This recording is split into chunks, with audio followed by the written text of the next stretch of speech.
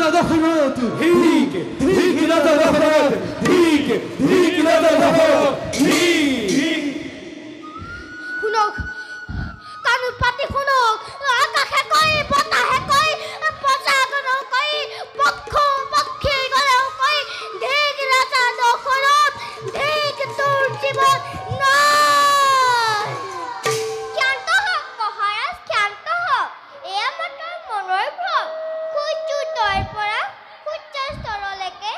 বিনা আহাৰে যাত্ৰাৰ বাবে আপুনি হয়তো শাৰীৰিক আৰু মানসিকভাৱে দুৰ্বল হৈ পৰিছে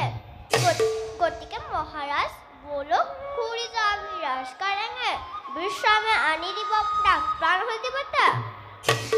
মন্ত্ৰীবোৰ মহাৰাজ বিশ্ৰাম মহাৰাজ বিশ্ৰাম বিশ্ৰাম শেষ হ'লেও মন্ত্ৰীবোৰ বিশ্ৰাম কৰি কৰি বিষয়ৰ ভোগ বাসনা কৰি কৰি প্ৰজাগণক ঠেলি দিলোঁ মই মৃত্যুৰ মুখলৈ কিন্তু এইবাৰ সতৰ্ক মই এই দুবেলাতে যাত্ৰা কৰিম মই অমৰাৱতীপুৰে বাধ্য কৰাম দেৱেন্দ্ৰক বৃষ্টিপাতৰ হেতু আপুনি চাওক মন্ত্ৰী মই নথকা অৱস্থাত কথাখন পালেও ভালদৰে আদেশ ৰাজ্য মহাৰাজ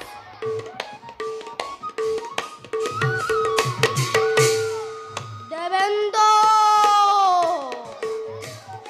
অহংকাৰৰ শিখৰৰ পৰা নামিবলৈ প্ৰস্তুত হ গৈ আছো ৰাজা দশৰথ অমৰাৱতীপুৰে